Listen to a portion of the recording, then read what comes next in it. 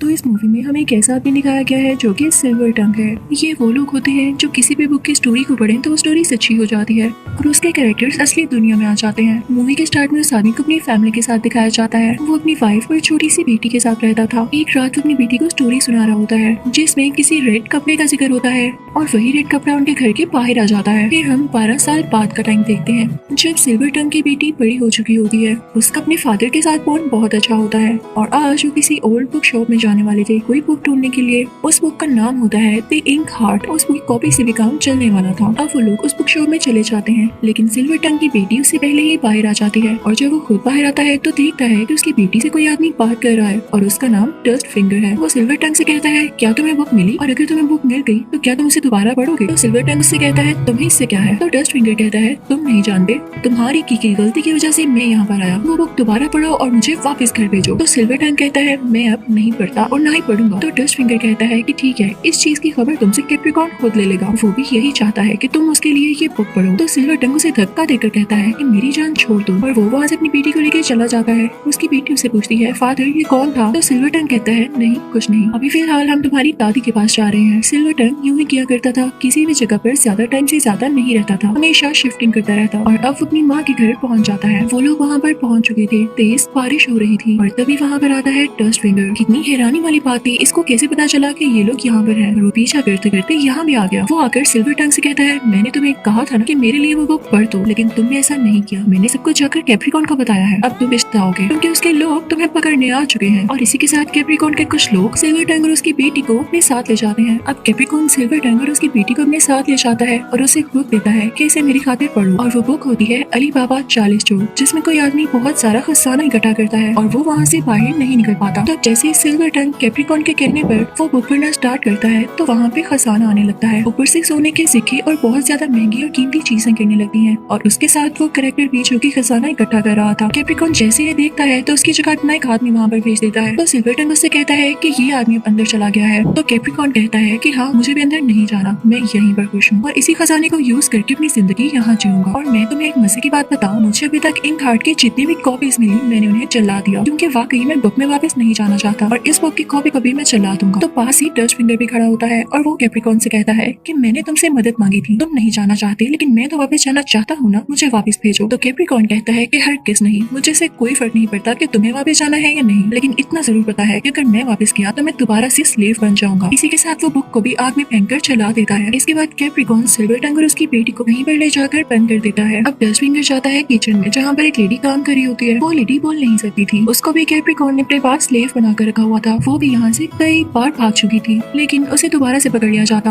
अब dust finger उसे कहता है कि अगर तुम्हें दोबारा चांस मिला तो तुम भागोगी। तो वो इशारों से कहती है कि हाँ मैं दोबारा भागूंगी। तो डस्ट फिंगर उसे कहता है लेकिन किसके पास, यहाँ तुम्हारा कौन है। तो वो लेडी उसे एक पेपर दिखाती है जिसके ऊपर उसने कोई स्केच बना रखा था और सरप्राइजिंगली वो था सिल्वर टंग और उसकी बेटी का, यानी औरत कोई और नहीं बल्कि सिल्वर टंग की वाइफ थी। तो ये बात डस्ट फिंगर को भी बहुत हैरान कर देती है क्योंकि इसको भी और सिल्वर टंग को भी यही लगता था कि उसकी वाइफ बुक के अंदर चली गई है और वो इसीलिए उस बुक को ढूंढने की कोशिश करता था ताकि अपनी वाइफ को वापस ला सके।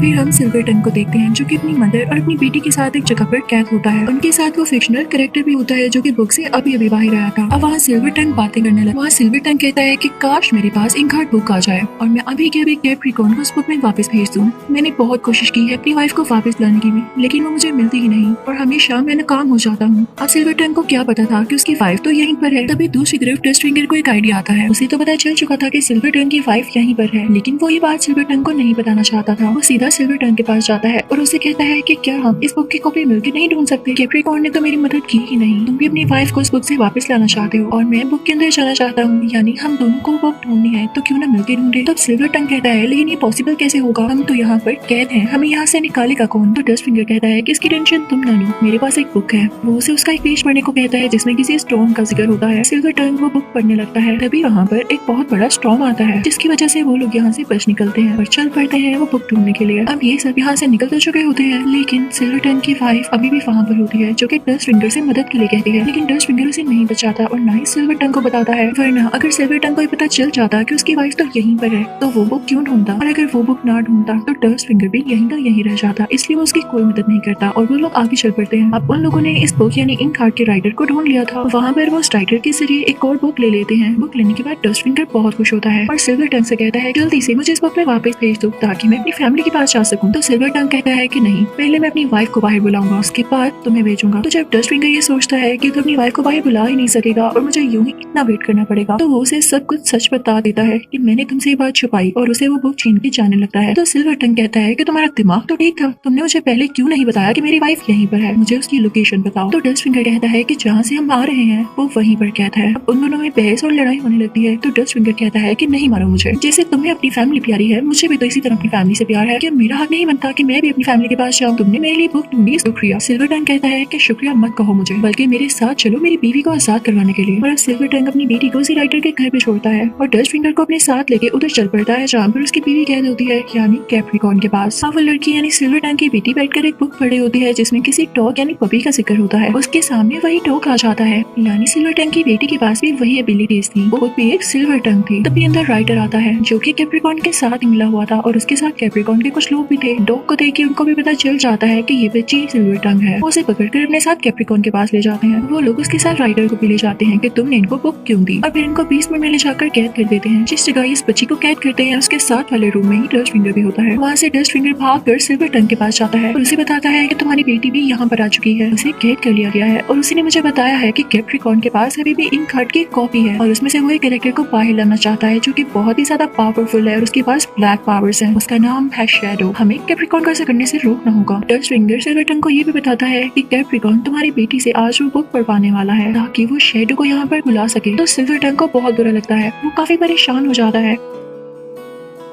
पर 20 मिनट में हम देखते हैं कि सिल्वर टंग की बेटी बैठी होती है और साथ उसके राइटर भी होता है जो कि उससे कहता है कि जो हुआ सो हुआ, अब मैं इस बुक की स्टोरी चेंज करता हूँ, तुम इसे पढ़ना, सब कुछ दोबारा ठीक हो जाएगा। लेकिन इससे पहले वहाँ पर कुछ लोग आते हैं और सिल्वर टंग की बेटी को अपने साथ ले जाते हैं क्योंकि आज उसने वो बुक पढ़नी थी जिसके बाद शैडो यहाँ पर आ जाना था। अब सिल्वर टंग की बेटी बाहर जाती है और वो किताब पढ़ने लगती है, जिसके बाद शैडो वहाँ पर आ जाता है जो कि राख यानी एशेस से बना हुआ था। वो काफी ज्यादा ह्यूज था और उसकी आंखों से जैसे आग निकल रही हो। उसको देख के सब लोग काफी डर जाते हैं, लेकिन कैप्रिकॉर्न काफी खुश हो रहा होता है क्योंकि ये अजीब सा दिखने वाला शैडो कैप्रिकॉर्न की काफी बात मानता था। राइटर को भी अपनी गलती का एहसास हो चुका था। वो एक पेज पर एक स्टोरी लिखता है जो कि उस बुक की स्टोरी से अलग थी और वो शैडो को वापस भेजने में मदद कर सकती थी। वो राइटर डॉग की हेल्प लेते हुए सिल्वर टंग की बेटी के पास वो पेज पहुंच जाता है। वो लड़की ये पेज पढ़ने लगती है जिस पर ये लिखा होता है कि शैडो के अंदर जितने भी लोगों की सोल्स हैं, जितने भी लोगों की उसने जान ली, शैडो को उनका दर्द महसूस होने लगा है और अब वो लोगों से बदला लेगा जिसने इन लोगों को मारा और शैडो को ऐसा करने पर कंपेल किया यानी मजबूर किया। सिल्वर टंग की बेटी आगे भी पढ़ने लगती है और उस पेज पर ये लिखा होता है कि फिर शैडो बढ़ने लगा कैप्रिकॉर्न की तरफ। वो जैसे ही बढ़ती है तो शैडो वाकई में कैप्रिकॉर्न की तरफ बढ़ने लगता है, लेकिन तभी कोई उसके हाथ से वो पेज छीन लेता है और शैडो वहीं पर रुक जाता है। तभी वहाँ पर अजीबोगरीब क्रिएचर्स आने लगते हैं जो कि कैप्रिकॉर्न नहीं बुलाए होते हैं। लेकिन सिल्वर टंग अपनी बेटी से कहता है कि फौरन से बाकी की स्टोरी पढ़ो। तो उसकी बेटी कहती है कि फादर मैं कैसे पढ़ सकती हूँ, मेरे पास पेज नहीं है। तो उसके फादर उसे पेन देते हैं, कहते हैं कि इसे अपने हाथ में लिखो और फिर वहाँ से पढ़ लेना। वो लड़की ऐसा ही करती है और लिखती है कि शैडो जब कैप्रिकॉर्न की तरफ बढ़ता है तो कैप्रिकॉर्न झड़ने लगता है। शैडो की तरह वो भी राख में बदल जाता है। जैसे ही वो ये स्टोरी पढ़ती है तो वाकई में कैप्रिकॉर्न राख में बदलने लगता है और झड़ने लगता है। फिर वो लड़की ये भी पढ़ती है कि शैडो भी वापस चला गया और उसका भी खात्मा हो गया और बिल्कुल एग्जैक्ट ऐसे ही होता है। वो लड़की इन पे ये कहती है कि इस बुक के जो कैरेक्टर्स इस दुनिया में आए उधारे वापस चले गए और ऐसा ही होता है। लेकिन डस्ट फिंगर बेचारा बहुत अनलकी निकला। वो उस वक्त वहाँ पर नहीं था, थोड़ा दूर था, तो वो बुक में वापस नहीं जा पाता। वो बाद में काफी परेशान होता है कि ये लोग अब मुझे कभी भी नहीं भेजने वाले क्योंकि सिल्वर टंग को उसकी वाइफ मिल चुकी है, वो क्यों मेरी खातिर बुक पढ़ेगा। लेकिन उसका ये मानना गलत था। सिल्वर टंग उसके लिए वो बुक पढ़ देता है। डस्ट फिंगर काफी खुश होता है और अपनी दुनिया में वापस चला जाता है। इसी के साथ इस मूवी की हैप्पी एंडिंग।